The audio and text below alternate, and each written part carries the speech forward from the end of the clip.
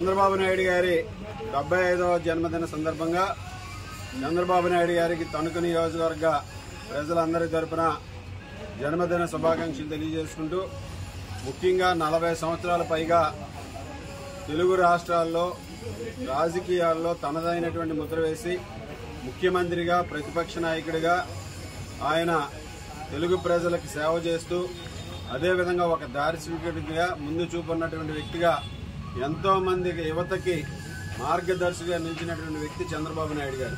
ముఖ్యంగా ఐటీ రంగంలో చంద్రబాబు నాయుడు గారు తీసుకొచ్చినటువంటి సంస్కరణల వలన ఈరోజు రాష్ట్రంలో ఉన్నటువంటి 2 తెలుగు రాష్ట్రాల్లో అనేక మంది రైతు కుటుంబాల నుంచి యువకులు విదేశాల్లో స్థిరపడి ఈరోజు వారందరూ కూడా ఉన్నత స్థానంలో ఉన్నటువంటి విషయం మనందరం కూడా గమనించాలి. అదేవిధంగా రాష్ట్రంలో పెట్టుబడులు రావాలన్నా, పారిశ్రామికవేత్తలు రావాలన్నా, పరిశ్రమలు రావాలన్నా చంద్రబాబు నాయుడు గారి బ్రాండ్ ఇమేజ్ ఈరోజు అన్ని రకాలుగానూ కూడా ఉపయోగపడుతుంది. చంద్రబాబు నాయుడు గారు 2014 నుంచి 19 వరకు ముఖ్యమంత్రిగా చేసి ఈజ్ ఆఫ్ డూయింగ్ బిజినెస్లో కానీ రాష్ట్రాన్ని నెంబర్ 1 స్థానంలో నిలబెట్టి ఒక చిన్న రాష్ట్రాన్ని అభివృద్ధి పథంలో నడపడం మనందరం కూడా చూసాం.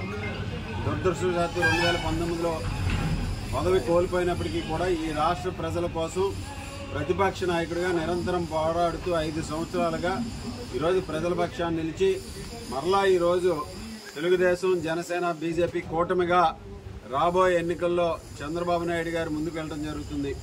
ఈరోజు చంద్రబాబు నాయుడు గారు ముఖ్యమంత్రి కావాలని ప్రజలందరూ కూడా ఆకాంక్షిస్తున్నారు. చంద్రబాబు నాయుడు గారు, పవన్ కళ్యాణ్ గారు, అదేవిధంగా బీజేపీ రాబోయే రోజుల్లో సంకీర్ణ ప్రభుత్వం తప్పనిసరిగా అధికారంలోకి రావడం ఖాయం. మరలా ఈ రాష్ట్రాన్ని అభివృద్ధిలో కానీ, సంక్షేమంలో కానీ ముందుకు నడిపిస్తూ పరుగులు పెట్టించడంలో చంద్రబాబు నాయుడు గారు అయితేనే బాగుంటుందని ఈరోజు ప్రజలందరూ కూడా గమనిస్తున్నారు. మే 13 జరిగేటటువంటి ఎన్నికల్లో ఈ రాష్ట్ర ప్రజలందరూ కూడా ఒక చారిత్రాత్మకమైనటువంటి తీర్పిచ్చి చంద్రబాబు నాయుడు గారి నాయకత్వంలో రాష్ట్రాన్ని మరలా పునర్నిర్మించుకునే విధంగా ఈరోజు ముందుకు వెళ్ళడం జరుగుతుంది.